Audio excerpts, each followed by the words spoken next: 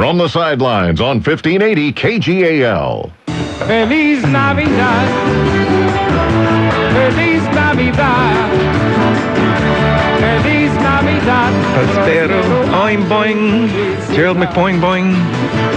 I want to wish you a Merry Christmas. A Merry Christmas from all of us here, from the sidelines. From me, Radio Ray, from a very joyous, always very pleasant Wally Ordeman. From all of us, Merry Christmas, Happy New Year. We'll see you in a couple of weeks. Well, that takes care of today's program. Oh, man. I just thought I'd do it quickly. I come to the studio, I'm in a cheery mood, I'm ready to do an hour's worth of sports, and you fire off that song. I thought you wanted me to play the song. Oh, man. Well, you asked me to. You know better. You asked me to. You know better. All right, I guess we won't take off this morning. I thought I'd provide us with an out, that we did our Merry Christmas thing and we could leave. All right, I'll stay, because I want to discuss this for anyone that overheard that conversation. I was in here checking on some sports matters. Welcome to From the Sidelines. Friday morning, I'm Radio Ray, that's Wally Ordeman. We do this, believe it or not, at least for the time being, every week, and Friday at this hour. And I was very pleased today to see that Michael Phelps was the Athlete of the Year as chosen by the Associated Press. And I wanted to check. I had forgotten from the Summer Olympics the name of his chief rival. I knew it was Ryan, and I thought Ryan Lochte. But I get so many names confused now. All right, I admit it. I don't look at, if you see the picture on the website, I hit 35 in October. I'm starting to slip, names slip me sometimes. But Harry here, I'm sorry. Yeah, it'd be Wally. Yes. Son of a gun. Nice try. So I was checking the computer to make sure that it was Ryan Lochte, and I put in Michael Phelps' chief rival and Googled the thing. How I hate the name Google, but I don't want to discuss that again. And it came up Ryan Lochte. And as I was checking, what was it? Yeah, Wally. Wally here says to me, are you checking for Feliz Navidad? And I said, no. I'm checking to see Michael Phelps' chief rival, and it was Ryan Lochte. And I said, whoa, I got it right. That was good. I felt good. But then I didn't want anything to ruin the feeling that I had about getting the name right and recalling a name from the past correctly, which is difficult now. And I thought, what would dampen those good spirits with which I would enter the program? And it was that I apparently was not getting a song that you wanted. No. You completely misinterpreted. You said, was I getting Feliz Navidad? Why'd you say that And for? Because there are hundreds of listeners that listened to last week's show, they know exactly what I'm talking about here. And a Facebook post that I put on about a week and a half ago that now has come back to bite me several times, including on this show last week and apparently now this week. And so I will still be cheery and ready to go with the show. Cheery. But that was evil to start things off this cheery, week. My Aunt Patootie, you're cheery. I try to do something for you in the spirit of Christmas. Because you asked me, are you getting Feliz Navidad? You're going to have to. Yeah, I was just, it was a preemptive strike. I was trying to, just in case you were going to surprise me with it again, that I was trying to get in there and sabotage what you were trying to do. The least you could do is excuse me for misinterpreting what you said. I thought it was something that you wanted. No, so you're excused. For you. You're excused. Nuts. The heck with it. My spirit's ruined. I felt good starting the program. Now I don't feel so good. Well, you fired the first shot.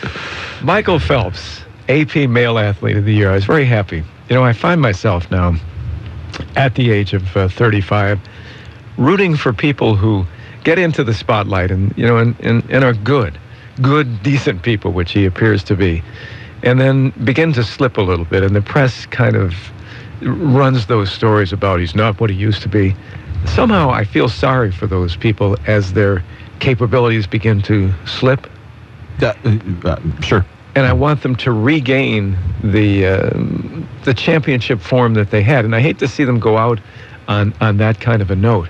And I would think it would be very tough for an athlete, that would be something that would really hurt them.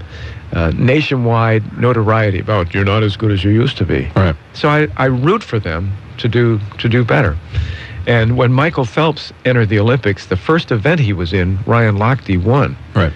And they really were on immediately that he's not the man he used to be. And I just felt this great sympathy for him and wanted to succeed, and he did. Yeah, he sure did. In fact, he would have gotten another gold as I recall, and this is again, it's more than 2 days away. I may have trouble.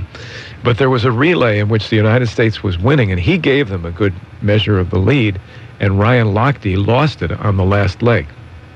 He was the one that really... I do recall that. And wasn't there another event that Phelps stepped back from to allow somebody else into that event, too? I was thinking that maybe there was one of those, too, where he might have had another chance to medal. That I don't remember. I don't recall that. That could have been in the trials, too. That could have been in the trials. Or at your age, since you're older than I, it could have been not at all. Maybe non-existent. Can we get the video portion of this program, please? What do you think? You look younger than I do? I absolutely look younger than you are. If we had the video portion of the program, everyone would think that you're older than I am. Well, oh, mercy. He would have gotten the other gold, except that Lochte lost the last leg of a relay. That's the only reason he wound up with 2 silvers. Would have been one more gold. And I felt really good about that this summer in the Olympics.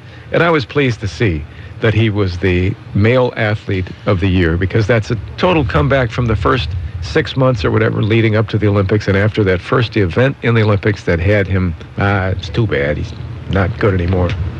No, I'm glad to see it too. Me too. I mean, I'm fine with that. I think he's probably a good selection for that, and to be competing at that level at a point when everybody thought he probably wouldn't even be in that Olympics. I mean, he thought he was done after the previous Olympics, and then to come back the way he did, I good for him. And I'd also really forgotten all about him. I heard a few predictions of the male athlete of the year, and they all were LeBron James. Mm-hmm. I had forgotten that Michael Phelps was even there, and he beat out, guess who? Yeah. LeBron James. Isn't that a shame? That's why you're so happy about this. Well, no. It's also, I had forgotten the name. It wasn't, the Olympics are over for 4 years. I hadn't thought about him any longer, and I realized that he had won this award, and I was very pleased for him. So I felt good about that coming into the program until the whole Phyllis, whatever it is. Who is that? I'm not saying it. You're not going to make me say it.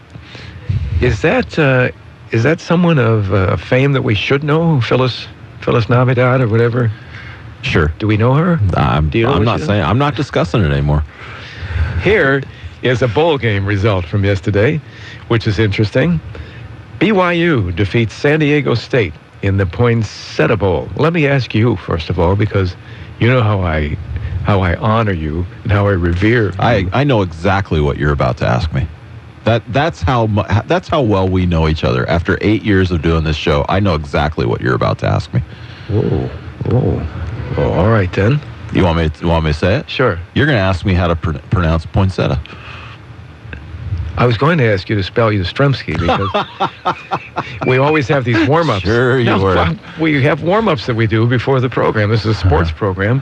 The athletes themselves warm up. Why should we go on the air cold and injure ourselves, injure our throats, injure whatever? I'm going to ask you to spell Yastrzemski. Go ahead. Y-A-Z. That's all. But here's something else. Poinsettia or poinsettia? What would you say? I think both are probably fine. Oh, for crying out loud. And I mean that sincerely. It's like Caribbean and Caribbean. I think both are probably proper. I have always said poinsettia. How about Caribbean or Caribbean? Caribbean. Yeah. Yes. Yeah, I go with you there. Poinsettia and Caribbean. I agree with both. Wow. How about that? Okay, show's done. In the Caribbean Poinsettia Bowl last night, poinsettia. See? Well, that's because you mixed me up. You confused me. The BYU, what are they, the Cougars? Who are they? What are they now? Yeah. Is that right? Yeah. Boy, I'm doing well this morning. Recall is coming to me like, there. Got it. I have a little trouble with the fingers. I injure my fingers if I try to snap them too many times. BYU won 23-6. Okay. Do you, in watching bowl games, a lot of times you really don't care, but do you root for example, teams from the Pac-12? This probably goes without saying. Absolutely. Are there any teams in the Pac-12 that you despise enough that you would root against them? No, I don't think so. No, I don't think so. No? Unless there's a coach that I particularly don't like. For instance, Stoops at Arizona when he was there. but even that probably wouldn't tip the scale. I think I probably would root for any Pac-12 team that's in a bowl. Do you hate the whole Stoops family? No, Mike not at all. Bob I don't like his mannerisms. I don't like his style. I don't like how often they put the cameras on him. And he's gone now, so it's a non-issue. But that's one coach that just kind of drove me crazy. Neuheisel was another one, but we don't need to go there either. I would root for any Pac-12 team. This is the whole Stoops family, including our friends from the South. You got Mike Stoops, Bob Stoops, Front Porch Stoops. Remember him? She Stoops. Remember She Stoops? And was married to somebody named To Conquer. She Stoops To Conquer. Remember that woman? No, I got nothing.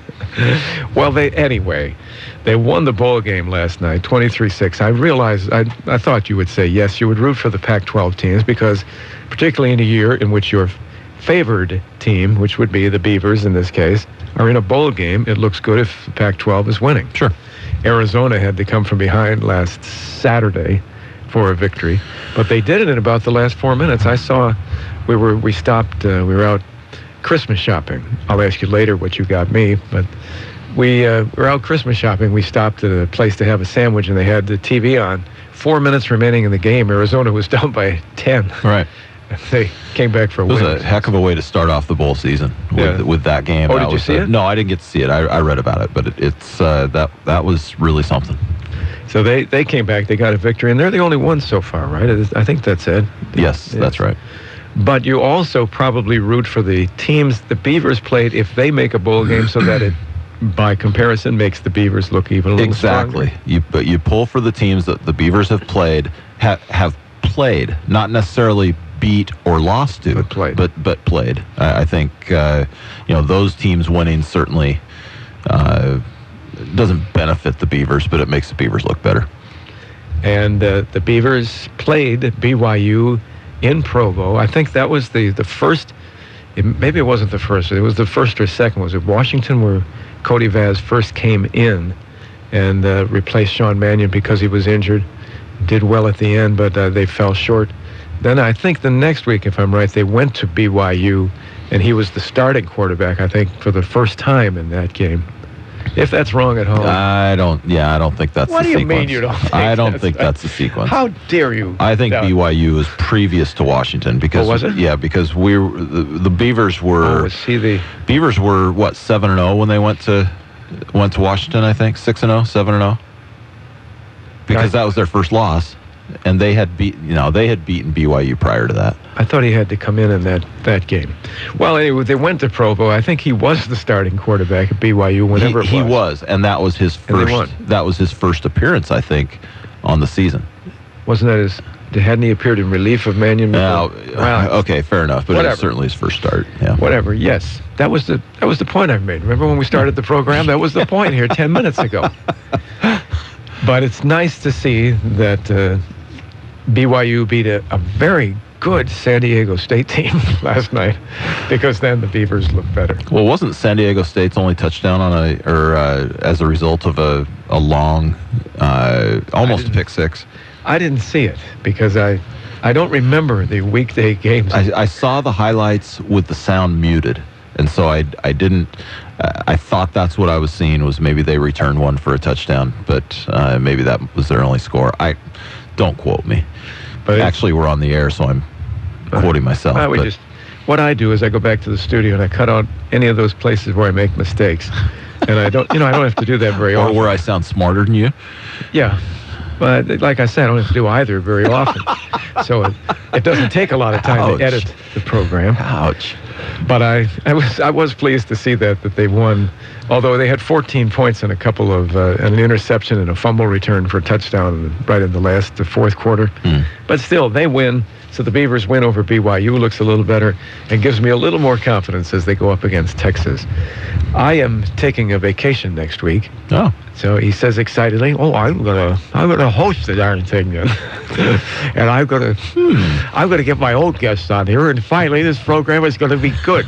Those were the thoughts that went through. I would never say that. Those were the thoughts that went through your mind. To your face. That's nice of you. I do appreciate that. And so I will not be here before the Beavers play Texas. How do you feel about Texas? Is it going to show? I should ask this first of all. The reaction of every sports fan, every Beaver fan. You hope they don't get slaughtered. Does that occur to you? That's not the approach I'm taking to this game. No, I am not only hopeful, but predicting a Beaver victory in this game. Oh, I think the same thing. But isn't that one of the first things that you say? No. Oh, boy, I hope that... No, sure not this year. Not this year. 3 months ago, yes, I would have said that. Not this year. That didn't even cross my mind that I hope they don't get slaughtered. That's slaughtered was a bad word. Blown out. Whatever. Out. That's better. No, that never crossed my mind. I think the Beavers will go in relatively healthy to this game. It just never occurred to me that they won't be competitive in this game. Somewhat of a home game for Texas. No doubt. Yeah. They've done fine on the road. You just mentioned one. It was a very difficult place to play, and that's Provo. And the Beavs go in there. They got early road wins against UCLA and Arizona. I don't think they're going to be all that intimidated. They'll be down there for a long time. They'll know their surroundings. It'll be a hostile crowd, no question. I don't know that the Beaver fans will travel all that well. I hope that there are a lot of Beaver fans down there, but it's a difficult trip. It's difficult. And it's an expensive trip. Yes. It is expensive. And I think certainly to San Diego for the Holiday Bowl, Beavers would have been a little bit better traveled. But I hope there is plenty of orange in the stands. Oregon State orange, and because Texas their colors tend to look a little orangey as well. Orangey. Orangey, you like that? Really? Spell orange. O-R. So anyway, I think the Beavs go in and shock the world. I think they win this. You hope that, you never know with the layoff. You hope that the layoff does not affect them. Maybe it affects Texas. You hope that that's the case. I hope they have a good showing. They've always been very good under Mike Riley in the bowl games, except for, I believe, it was the last one where they really were sluggish the last time that they were in a bowl. But to defeat Texas, that would be a nice boost. So it's something I really want. And maybe because I really want this victory, it is a game I really care about. That's why my first reaction is, oh, gee, sure.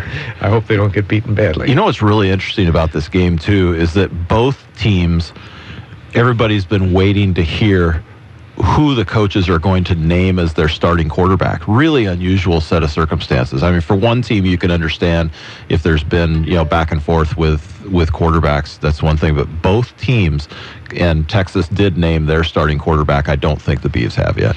Did they name it? Is it the McCoy brother? No, it's not the McCoy brother. No, it's the other one, and I can't think of his name right now. I also turned 35 in October, so these things are slipping by me. Well, we'll see. We wish good luck to the Beavers on the 29th of the month. That's certainly a bowl game I look forward to. And what a nice topping. What an unbelievable topping. How much that would give us a lift as Beaver fans if they could pull off that win on the 29th. And I must, I stand corrected. Just got a message from our boss, Charlie Eads, who corrected me and said it'll be that the Beavs will be in black. So... which makes total sense. If Why, Texas are they in mourning? Do they think they're going to get beaten badly? No, that's not the case. You sure? But the Beavs, black attire. Who told it? I hope it wasn't Mike Riley that said, let's wear black. I'm not taking it as a mournful type thing. I would watch the point spread if it was Mike that said, hey guys, I think we ought to wear black that day. We'll take a break. When we come back, one of my favorite sports teams, professional teams, the Buffalo Bills, put up a good showing in Toronto last week, fortunately, against the Seattle Seahawks. We had talked to Craig Terrell last week before the game. Craig had predicted the victory for the Seahawks in Toronto, but he did not see them scoring 50 points, which they did, against a stalwart Buffalo Bill defense. Yeah. Another loss. That's over 100 points in 2 weeks for the Seahawks. When I reflect, I thought today maybe we'd talk about the year in sports. Maybe we still will. Something that you would consider your favorite point of the year, or something that really stands out for you. The Beaver season certainly would jump to mind. We've already talked about that. But when I think of this year in sports, we had the Major League Baseball Network for the first time this summer. And I thought that would be great back in June. How wonderful that'll be. Baseball. And it was nice to be able to see all the games you wanted to tune into. You could see the various parks, and that was fun. But it was the worst Red Sox season in 50 years. Mm-hmm. And I swear, Wally, every time I tuned in, the other team would be scoring at some point. If it was the fourth inning, they'd be scoring their first run of the game. If it was seventh or eighth, they'd be coming from behind time after time. The Radio Ray jinx. That's what it seemed to be, and after a while, I hated to do that, because as a sports fan, you begin to believe that that's true. So that was a very great disappointment to finally have the Major League Baseball Network, and they've been playing well for years, and they go into the stupid baseball dumpster. Well, we've got themes for two different shows then. The highlights of 2012 athletically and the failures. Yeah, we just had it. Beavers, highlight. Boston, the worst. There's nothing left to talk about. And again, the Buffalo Bills. This should be, I believe, the 13th consecutive year in which they have not made the playoffs. That's the longest streak in football now.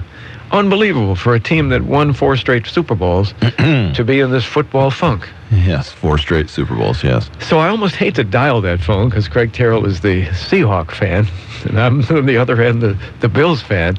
If he says anything bad about the Bills, I'm hanging up. You're gonna red light him?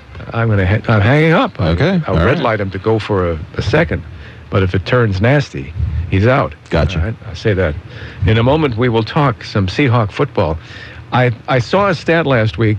The Seahawks with 58 2 weeks ago against the Cardinals, who then the Cardinals blasted somebody. The Cardinals. Yes, they did. It was. It escapes me. They must have gotten. I can see it on my fantasy football page. Oh. I've lost it. But then 50 the next week. I believe that I saw the stat earlier this week. I'm not sure exactly what, but it's something like the first team in 60, maybe 62 years to score 50 in back-to-back games. That's something. Think about all the offensive giants. And I have inserted I picked up Russell Wilson on my fantasy football. I'm in the championship this week.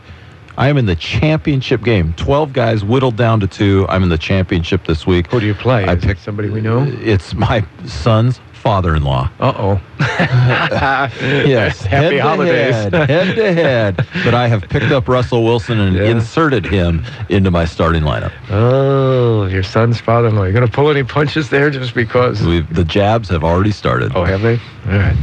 We'll return. Craig Terrell is with us. We'll discuss Seahawk football. A huge game against the 49ers this week for them. Who would have seen that coming at the start of the season? Isn't that the truth? But we will take this break from the Sidelines. Locally owned and operated and very proud to be local KGAL Radio. Back in a moment. The customs of Christmas. The customs of Christmas include the traditional Christmas nativity displays that depict the birth of Christ. Do you know who started the idea? I'll tell you that story in a moment.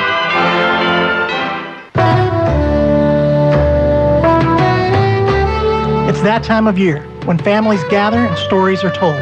A time when memories are made for the next generation. Hi, I'm James Dufour. And I'm Crystal Dufour with Awesome Dufour Funeral Home. We just want to take a moment to wish you and your family a very Merry Christmas. May you enjoy your time together and create memories that will last forever. From our family to yours, have a very Merry Christmas from Awesome Dufour Funeral Home in Albany. A custom of Christmas is the traditional display of the nativity scene. It was originated by an Italian monk named Francis in 1223. He wanted to make Christmas more meaningful for his parishioners, few of whom could read. So he set up a lifelike scene at the church in Greccio, Italy. On a manger bed of straw was the baby with Mary and Joseph nearby. Crowds gathered to view the scene, and Francis repeated it for the next several years. The idea spread throughout Europe, and the nativity scene remains with us today. Another of the customs of Christmas. Hayden Homes wishes you happy holidays and would like to remind you that drunk driving causes approximately 1/3 of all the traffic fatalities in the United States. Hayden Homes knows that, ironically, drinking and driving crashes are one of the most easily preventable catastrophes. Therefore, if you plan on going out, plan a designated driver, take a cab, or just spend the night. Hayden Homes wishes you and yours a safe and happy holiday season. Volcanoes Baseball is where Giants' dreams began as they celebrate their 17th season on opening night, Friday, June 14th, and you're invited to be there to join the fun and festive event as tickets are on sale now. Tickets for opening night, Father's Day, the Patriotic Independence Day games, 8 post-game fireworks nights are all on sale now. How about a 5-game ticket plan? It includes the opening night game and has 2 nights featuring post-game fireworks. Get your tickets now by calling 503-390-2225 or visit the Stadium Pro Shop featuring baseball hats and balls from every major league team and great memorabilia from the Giants' 2010 and 2012 World Series championships. Best sellers include Volcanoes tickets, jackets, sweatshirts, men's and women's t-shirts, golf shirts, caps, baseball cards, and collectibles. Your Salem Kaiser Volcanoes, proud affiliates of the 2012 World Series Championship San Francisco Giants. Whether it's season tickets or a 5 or 10 game ticket plan or tickets for individual games, Volcanoes Baseball. Fun, well done. The Morning Update, weekday mornings on News Talk 1580, KGAL. Well, I can't find the Baja Mashukna Band anyway, but it was just as well because I do want to say the Morning Update, I love that. That's a good program. I tune in every morning. It's informative. It's solid. It is the leading program. Certainly outstrips this one. That mark is really good. He certainly is. Let's go to the phone. And again, there are never any atheists in the broadcast booths when you go to the phone, thinking, because this equipment is a little bit different than the arrangement for the one back at the station.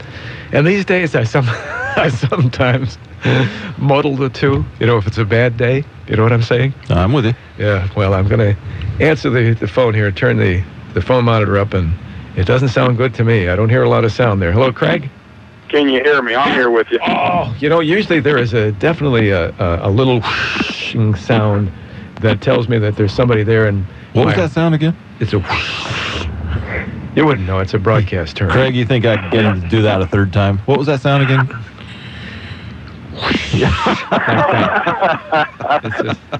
Job well done. Oh, I've got him on a leash. But it's a broadcast term that you wouldn't understand. I've been in this for years, Wally. I learned that many years ago. That's broadcast 201, isn't it? That's an advanced class. Frankly, I did go to a broadcast school, Craig. Can you believe that? That's impressive. I went to an engineering school, but I'm far from an engineer. Well, same for broadcasting. Ron Bailey was his name. You ever heard of Ron Bailey up in Washington State? I think that's where he lived. No? No, I haven't, no. No. He made his money not in broadcast, but by charging kids to come to his school. Good racket. That's a good racket. If you can't do the broadcasting, you open a school to teach others. Exactly. And the first night in this class, he said he had this deep, rich voice.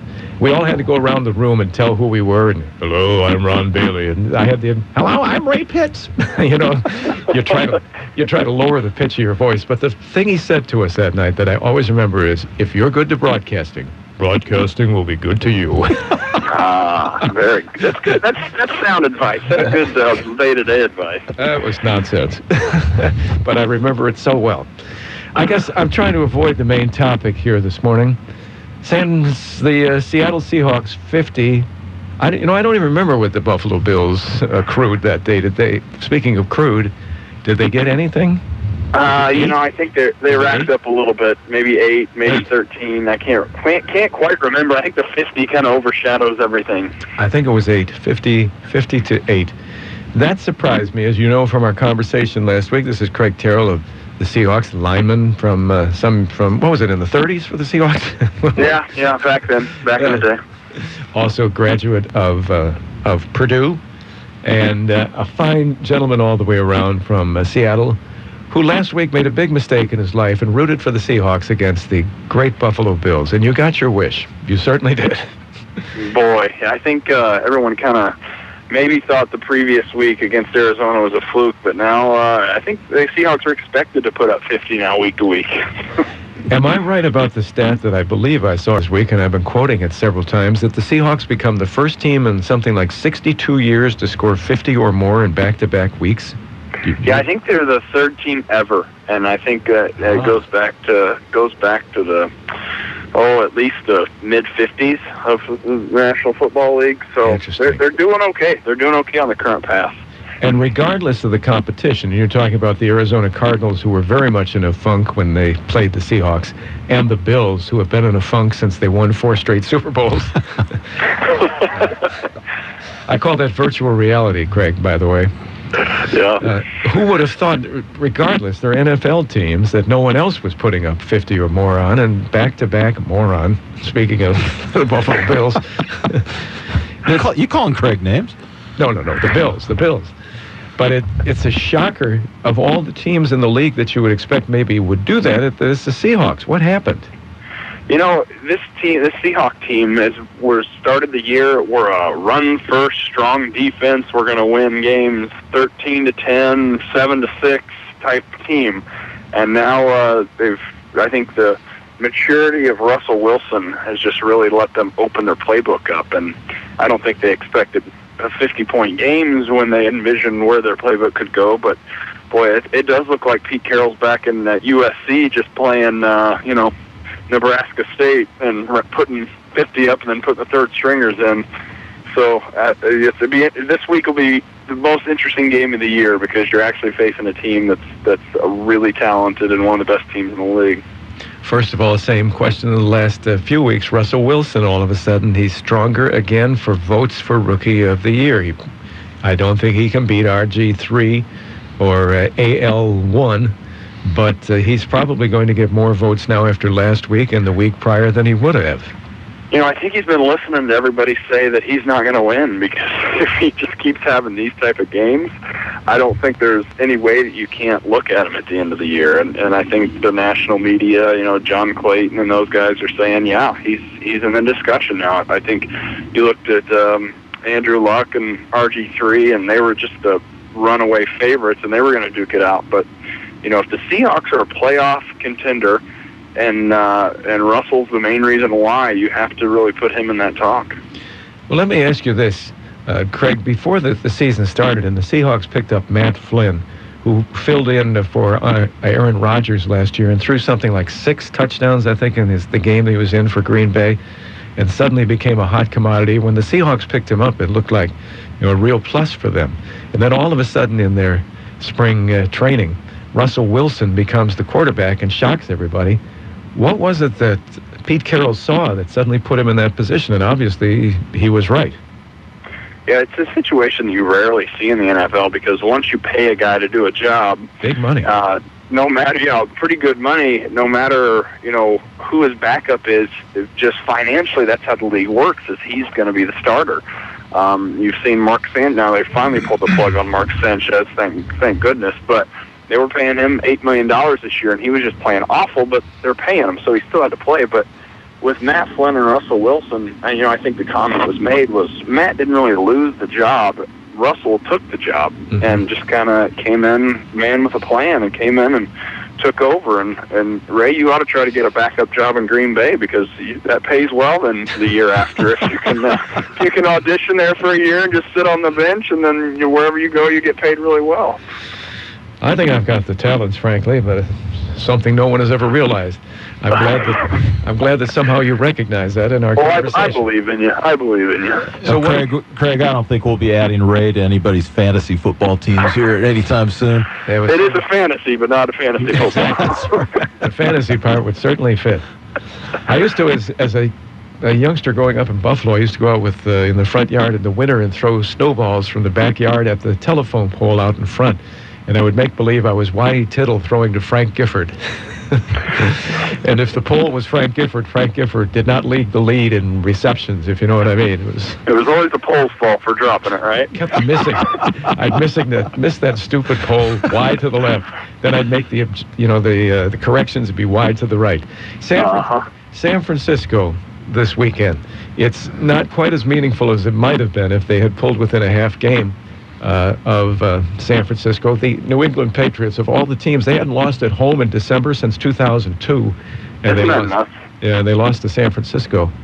But still, it's huge this Sunday night, and all of a sudden, a game a couple of weeks ago that the 49ers were up and down, but still the Seahawks did not look like the team to win. Would you favor them this week?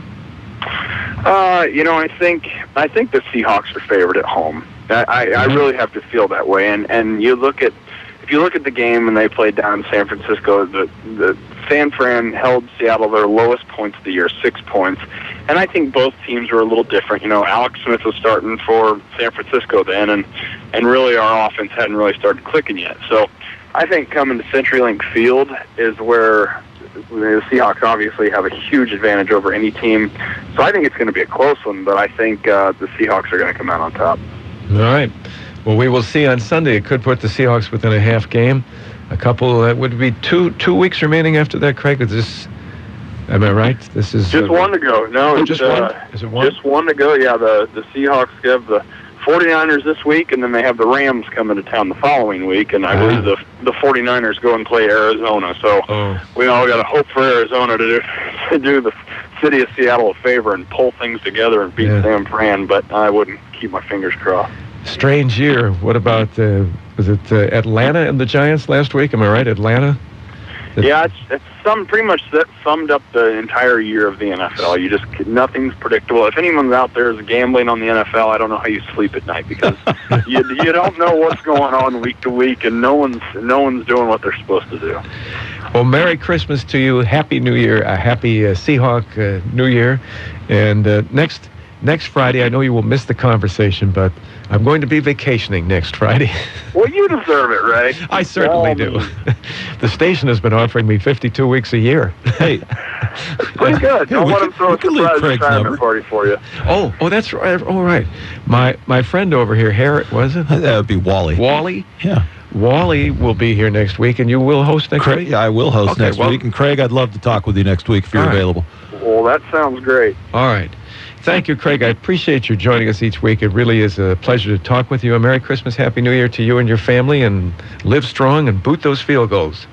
That sounds good, guys. You guys have a great one. All right, you too. Craig Terrell of the Seahawks. Seahawk football Sunday on KGAL. It's a 5:20 game, and I know it's on that other thing where you get the pictures. But you want to turn up the Seahawks and get the play-by-play. It's at 1580 KGAL. I believe the pregame will start at 4:30 on Sunday. We'll take this break, and we'll return from the sidelines, 1580 KGAL. The Osgood File. This is Charles Osgood. There was a time not too long ago when some people worried that too many people were turning their brains to mush by watching too much stupid TV. You don't hear that too much anymore, although it may still be true. What you hear, as our CBS News colleague Susan Spencer, is this. 90% of American adults own cell phones. And whether talking or texting, it seems that 90% of the time they are using them. These days, the minute that people are alone, at a stop sign, at the checkout line in a supermarket, they panic. They reach for a phone. MIT psychologist Sherry Turkle says high-speed connections have left us more disconnected than ever. As we'll hear after this. With an industry-leading distribution network, Grainger can save you tons of downtime by offering over 900,000 products, many ready to ship right when you need them. In fact, 99% of items ordered ship same day. So fast, the International Acronym Committee is considering changing ASAP to ASAG, or as soon as Grainger. At least they would be considering it if there were such a committee. To help keep your business running efficiently, call clickgrainger.com or stop by a branch today. Grainger, for the ones who get it done. Geico presents a thank you letter from your motorcycle. Hey there, buddy. I just wanted to say thanks. Ever since you saved money on your motorcycle insurance with Geico, we've been riding a lot more, which means I've been able to really exercise these pipes of mine. Just listen to them.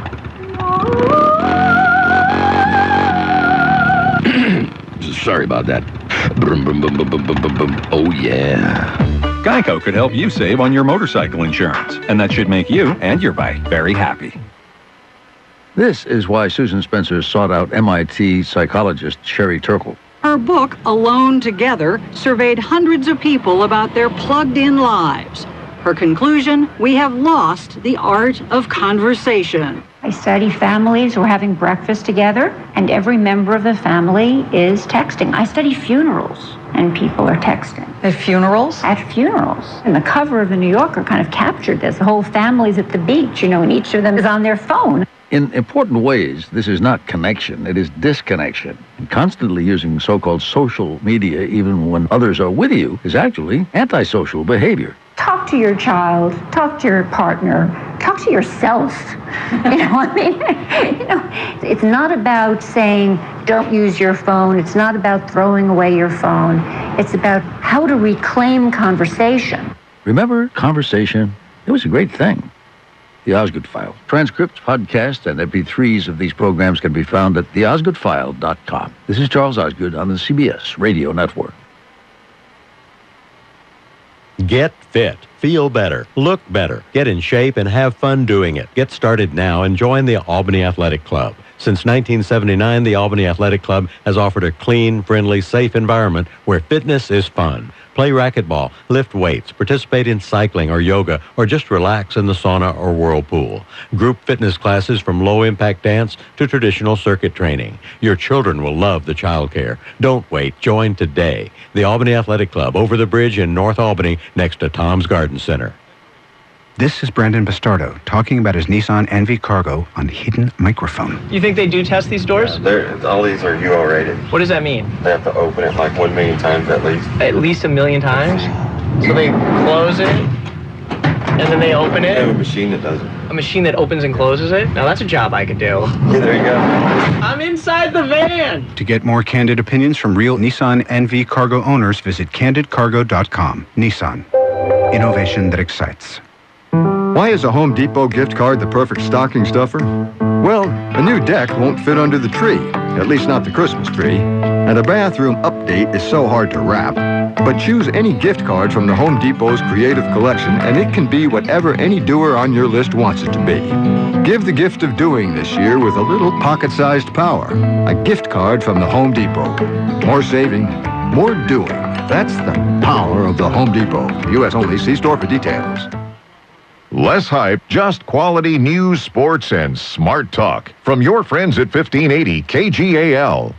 Welcome back from the Sidelines this Friday morning. We do this each Friday, 11:06 until noon. Locally owned and operated KGAL Radio, proud to be local. That is a rarity, in radio. It's a rare thing these days, and we are proud of it. Also proud that Wally Ordeman joins us on Fridays.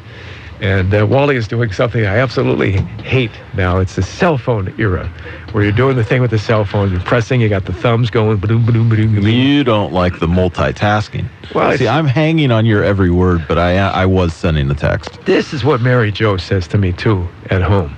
She has that word feud thing. You know what word feud is? No. It's like Scrabble.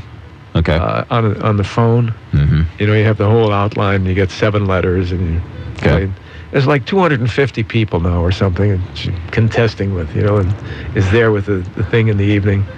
And I'll be talking.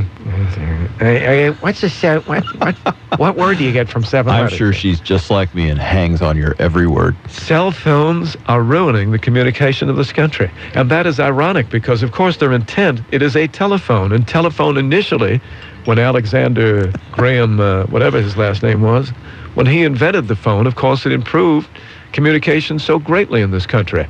If he were to come back today and see what is done with these phones, he would cry. I'm not so sure. And I will not. He was an innovator. I will not do that to Alexander. He was an innovator. This is innovation. I have a cell phone. It's in my pocket. It is turned off. It's most of the time, it's turned off. All right. There it goes. You want to answer? No, I want to put it on silent is what I want to do. You want to answer your phone? Oh, go ahead. No. No. Oh, no. No. Cell phones take priority. You have my undivided attention. Why would you have a cell phone if you didn't want to answer its every... For during the breaks. Beck and call. For during the breaks. Favorite moment of the sports year? Was there one? Or did you not? I particularly enjoyed the Olympics this year. Oh, please. What? You're going to ask me a question and then you're going to argue with my answer? I particularly enjoyed the Olympics. What, beach volleyball? Well, I'm not going to deny that. All right, yeah. and the girls' beach volleyball, too. No, I'm not going to. Do they have men's beach volleyball? No, I don't think know. so. I have no idea. Do they have synchronized swimming? They do. Do they really? They do. Did you watch synchronized swimming? Not with the dudes.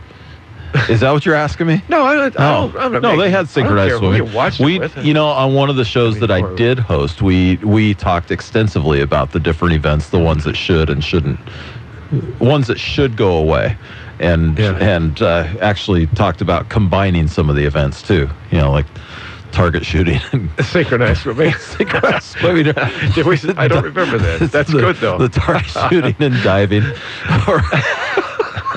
I don't know. Maybe that was off the air. I'm not sure. That's good. Oh my gosh!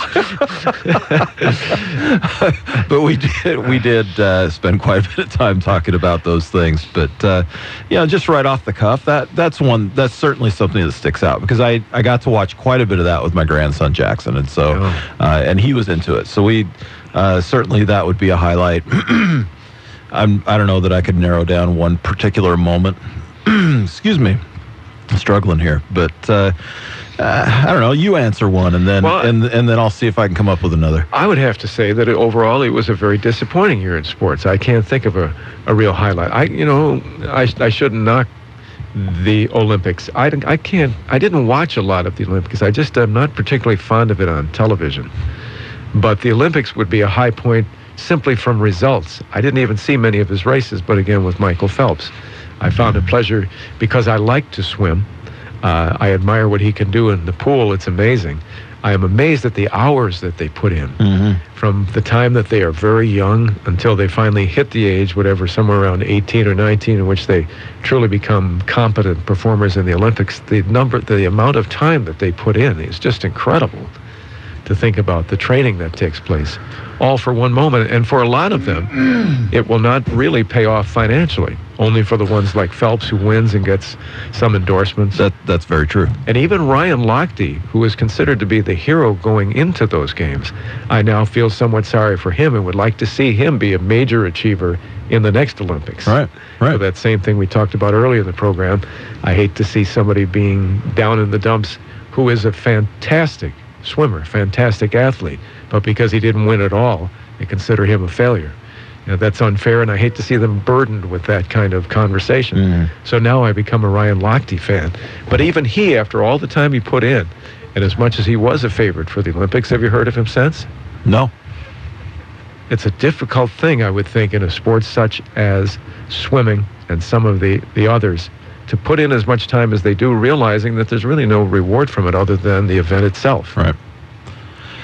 In reviewing the year and just off the cuff, I think probably the sports highlight for me, though, of 2012 has to be the resurrection of the Oregon State Beaver football team and the success they've had this season. As I look back, starting, if I try to do it sequentially, starting with this year's Super Bowl and working through the Masters and everything else sports-wise that's gone on over the course of the season, Beaver baseball and everything combined, I think probably 1-2 on my list would be Oregon State's success on the football field. Number 2 would be grandson Jackson's first year of T-ball.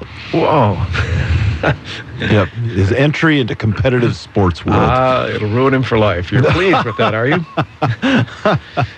Of course, the Beavers and their success this year, absolutely amazing. You hope that maybe they could get a winning season. We certainly were not sure that they would. In fact, we felt maybe they would not. And there they are at 9-3, playing this team from Texas. I hope they don't get beaten badly. That has to be the highlight. Absolutely. And there's something in the sports year. I forgot about that. I was thinking of other national sports, the major league teams. I can't think of a single good moment this year. I do feel that the Red Sox now, and whatever that front office has done, that they are going to be a front office that will relegate them to the second half of their division for a long time to come. And I don't know why. I don't know how it happened. They gave away Adrian Gonzalez, Carl Crawford, Josh Beckett. Josh Beckett is probably done. But they said they gave up, for example, Gonzalez in particular, but Crawford too, for the money. They would have this money to go out and spend on free agents. Well, who would you spend it on? Carl Crawford and Adrian Gonzalez. Right. What's wrong with them? Yeah. Spending the money on them. And what have they done? Grass is always greener. What have they done so far? Nothing, except pick up a bunch of nobodies. And even some of the people that they picked up in positions such as catcher and outfielder did not have as good stats as people they already have. I think that their front office truly is relegating them to a second division team for a long time to come. Worst point of the year. I'm going to toss another one out. We better take a break. Okay, right? real good. Because otherwise the computer will cut us off. We'll take this break, come back, and we will find out what it was, this pearl that Wally Orderman was going to throw out. We'll throw it out in a moment. All right. Banking these days can be pretty impersonal. You've got your big banks, your internet banks, your do-it-yourself banks, and your too big to fail banks. That's wwhy you might be interested in an alternative. Willamette Community Bank. Hello, this is Bill Higbee, residential lender. You deserve better service without sacrificing a thing. So if you're feeling underserved, make the switch to the best banking option out there with branches in Albany and Lebanon. Willamette Community Bank. Service like no other. We promise. Member FDIC. Equal housing lender. Albany Burgerville is celebrating 50 years of serving customers fresh, great-tasting food with a mission to serve with love. Albany Burgerville now is featuring the Walla Walla Sweet Onion Cheeseburger with a quarter-pound country natural beef patty, Tillamook cheddar cheese, lettuce, mayonnaise, and Walla Walla Sweet Onions caramelized with a touch of cayenne pepper on a toasted wheat Kaiser bun, complemented with Walla Walla Sweet Onion rings and fresh raspberry refreshments. Pick an Albany Burgerville rewards card up now. Cash for every dollar spent. Albany Burgerville. Fresh, local, sustainable. BBSI, Barrett Business Service Incorporated Human Resource Management, wishes you and your loved ones a happy holidays and would like to remind you that the holiday season is one of the deadliest times of year for alcohol-related crashes. BBSI, Barrett Business Services Incorporated knows that ironically, drinking and driving crashes are one of the most easily preventable catastrophes. Plan a designated driver, take a cab, or just spend the night. Barrett Business Services Incorporated Human Resource Management wishes you and your loved ones a safe and happy holiday season. More than 130,000 young people in Oregon live with a mental illness. Left untreated, the consequences can be staggering, but treatment works. With treatment, more than 70% have significantly reduced symptoms and experience a higher quality of life.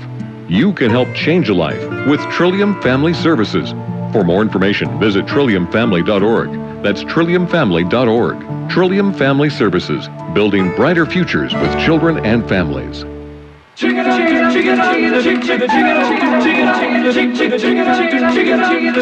highly acclaimed and internationally famous men's a cappella choral group from Yale University is coming to Albany for one concert. The name of the group? Spizwinks? Ever since I was a young boy, I played that silver ball from Soho down to Brighton. I must have... Since 1913, the Spizwinks have shown the world that a bunch of college guys sporting sweet harmonies and a strange name are a winning combination. It's a fundraiser for the South Albany High School choirs, sponsored by KGAL and KShow Radio. Tickets available now at South Albany High School, online through KGAL.com or KShow.net. Remaining tickets available at the door. Don't miss this rare opportunity to see and hear the Spizwinks in person. It'll be memorable and great fun, and you'll help out the South Albany High School choral program.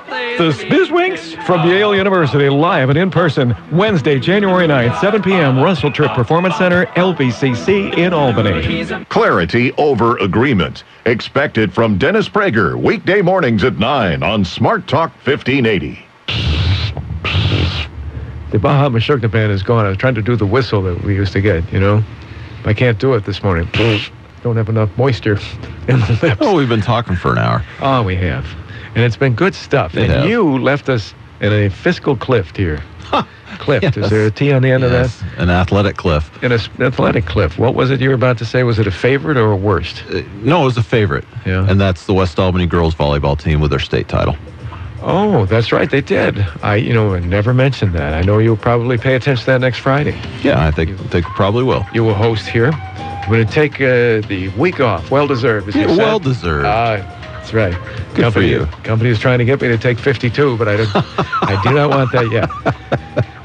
But you showed them. See, in a couple weeks, the Beavers will have already played, so the Reverend cannot get any thoughts prior to the game, but we wish the Beavers good luck, a happy sports new year, a Merry Christmas.